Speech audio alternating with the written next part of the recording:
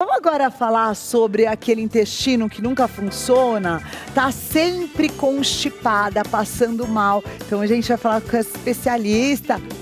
Que linda, bem-vinda, doutora. Você também, obrigada. Doutora Rafaela vai falar desse nosso segundo cérebro, né? Quão importante é a gente cuidar, doutora, do nosso intestino? Às vezes as pessoas não dão a mínima, né, para a saúde intestinal. Isso é verdade. O nosso intestino, ele funcionando bem, a gente fica bem, a gente tem qualidade de vida, mas para ele funcionar bem, a gente depende de uma dieta equilibrada, balanceada, ter um bom sono, praticar atividade física, usar fibras na alimentação, evitar o cigarro, cuidar com a obesidade, que é uma doença também que afeta diretamente o nosso intestino. Olha, você viu quantas coisas aí que estão envolvendo, às vezes a pessoa fala assim, acha que é normal eu ficar 2 dias sem ir ao banheiro. Não, alguma coisa, todos os dias o intestino precisa funcionar, não é, doutora? Não necessariamente, não. Os homens têm uma média de evacuação a cada 24 a 36 horas, as mulheres de 36 a 48 horas. Então, se você evacuar a cada 2, 3 dias, está tudo bem, só que tem que ser uma evacuação que você sinta... tudo bem, gente, para tudo! Eu faço maior disciplina para que todo dia eu tenha uma rotina. E hoje aqui a doutora Rafa está dizendo que tá tudo bem se você passa uns 2 dias sem evacuar? É isso mesmo. Se você se sente bem e a sua rotina é essa, tá tudo bem. Mas se você evacuava todos os dias e do nada começa a ficar 2, 3 dias sem evacuar, tem sangue nas fezes, está perdendo peso, ou isso tá incomodando na sua qualidade de vida, é importante investigar.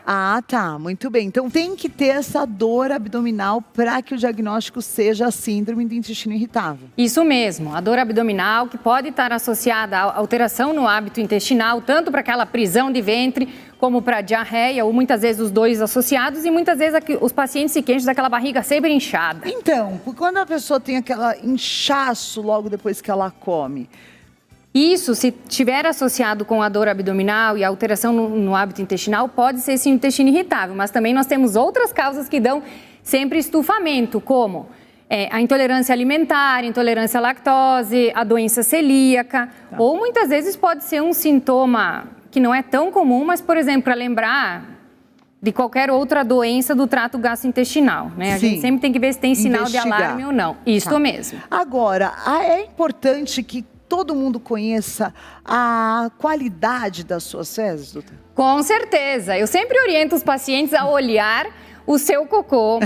Ele é um aliado das pessoas, sem dúvidas, é importante. Isso diz muito sobre o que está acontecendo. Né? A saúde intestinal. Vamos mostrar ali essa tabelinha que a doutora trouxe pra gente, que é essa escala de Bristol, que ela diz muito sobre a qualidade da saúde intestinal. Conta pra gente o que é tipo 1, 2, 3. Então, assim, o tipo 3 e o tipo 4 são as fezes ideais, que lembram uma salsicha, que elas são de coloração marrom, não pode ter gordura nesse cocô, nem sangramento.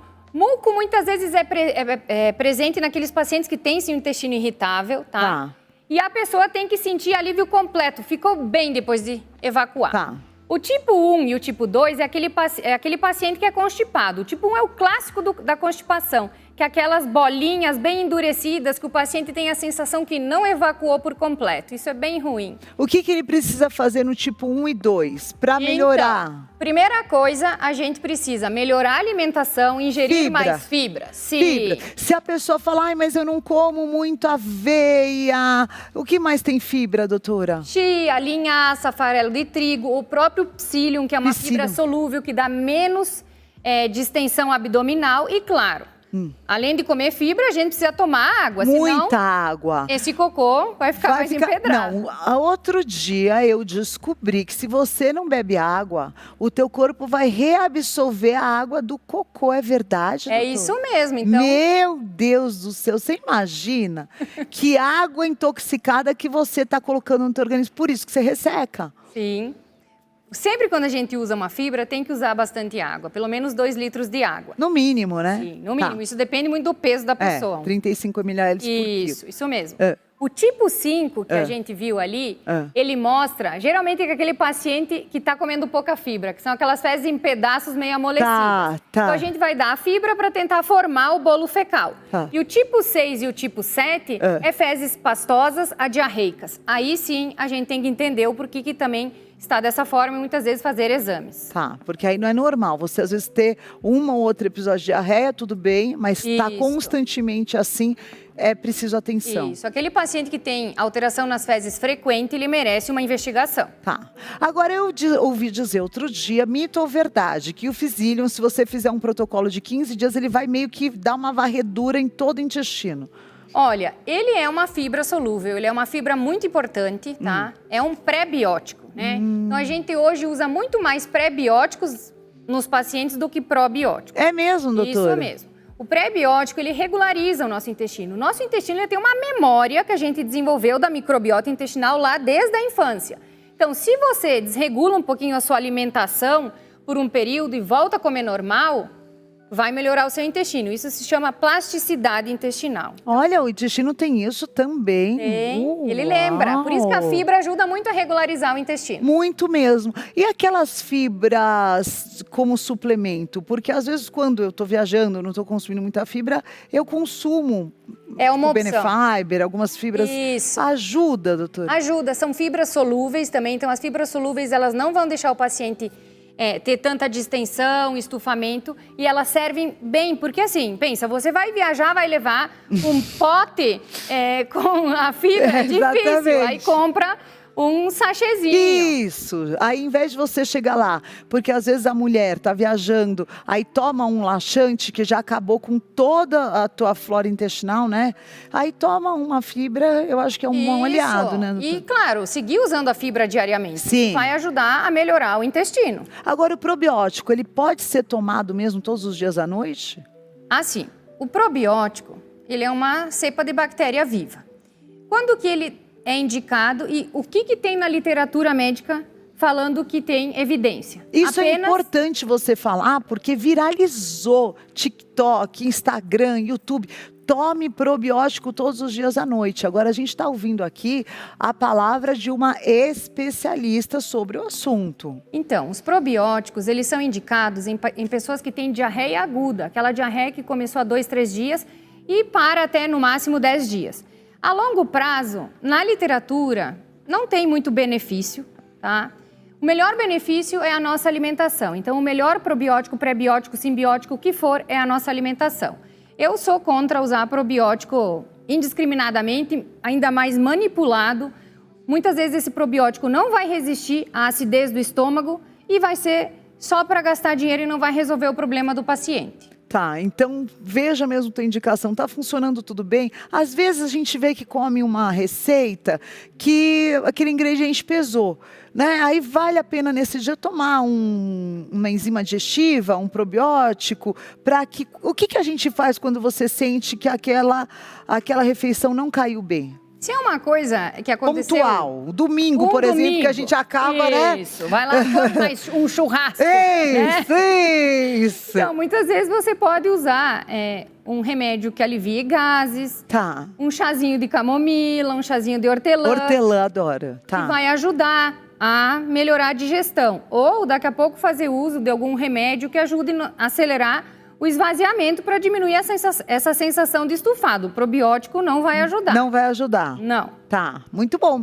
Agora eu queria que você falasse, doutora Rafaela, desse caso que ficou muito emblemático dentro de um assunto que eu acredito que foi pouco divulgado para uma geração. E o caso da Preta Gil, ela apresentou um câncer, né? E ela reforçava muito, acabou, né, falecendo desse câncer, apesar de ter lutado muito por isso, o que nós sentimos muito pela perda, mas ela falava muito nos podcasts, faça o seu exame aos 45 anos. Por que nessa fase de vida, doutora? Então, anteriormente se falava fazer a partir dos 50 anos. Isso mudou faz algum tempo já. A primeira colonoscopia de qualquer indivíduo tem que ser a partir... Homem, mulher, todos. Todos, a partir dos 45 anos de idade. Porém, quando eu tenho um familiar de primeiro grau, então meu pai teve câncer de intestino aos 45, eu preciso adiantar nesse familiar que seja feita a colonoscopia 10 anos antes, então aos 35 anos. Tá. Porque, né, a questão familiar é importante, aumenta o risco de ter neoplasia. Tá. Então, a gente às vezes consegue pegar essa lesão lá desde o início, tirar e nem ter desenvolvido um câncer. Tira a lesão antes isso que eu queria que a evoluir o doutora... câncer. Porque muitas vezes eu vi a Preta Gil falando isso. Quando eu fui identificar, já não era só uma lesão. Isso. O câncer já estava ali. E quando, doutora, você identifica essa cirurgia, é uma cirurgia até rápida, né? Para tirar essa lesão? Quando a gente faz a colonoscopia, que é através desse exame que a gente avalia os pólipos intestinais... Como é que é o exame da colonoscopia? A colonoscopia é um exame que é feito através... Vídeo? Isso, é um aparelho que faz a introdução através Como uma endoscopia? Como a endoscopia, Sim, mas só que no colo. No colo. Tá. Você vai fazer uma sedação, fazer um preparo. O preparo é importante para limpar todo o intestino para ver se realmente tem alguma lesão. Tá. Se você achar um pólipo, esse pólipo tem que ser retirado e vai ser mandado para análise para ver se é um pólipo cancerígeno ou não. Olha aí a imagem da colonoscopia sendo realizada. Isso. Na grande maioria das vezes, os pólipos que são retirados são adenomas tubulares com displasia de baixo grau. Não são câncer, são lesões benignas. Tá. Que a gente tem que tirar porque ao longo dos anos é ela que vai evoluir para um câncer. Por isso que é importante fazer a colonoscopia a cada tanto tempo. Depois dos 45, de quanto em quanto tempo? Isso.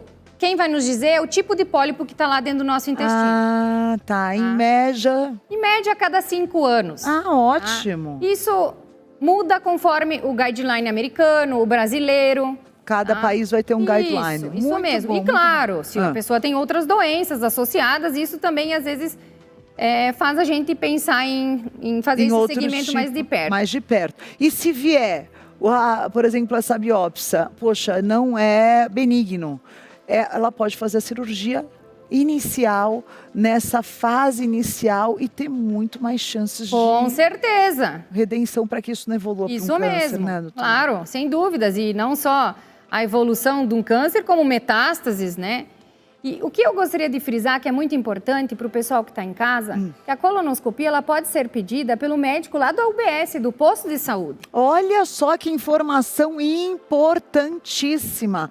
Você, hoje, com essa informação que você está recebendo aqui da doutora Rafaela, você pode ir na UPS do teu bairro e falar: por favor, me faça um pedido. Não sabia dessa informação também. Com certeza, as pessoas têm esse direito. É a partir dos 45 anos. É dessa forma que a gente faz prevenção. Muito bom. Aí pede, faz pela rede pública. Faz pela rede pública, privada, particular. Tanto faz, aonde for tua possibilidade.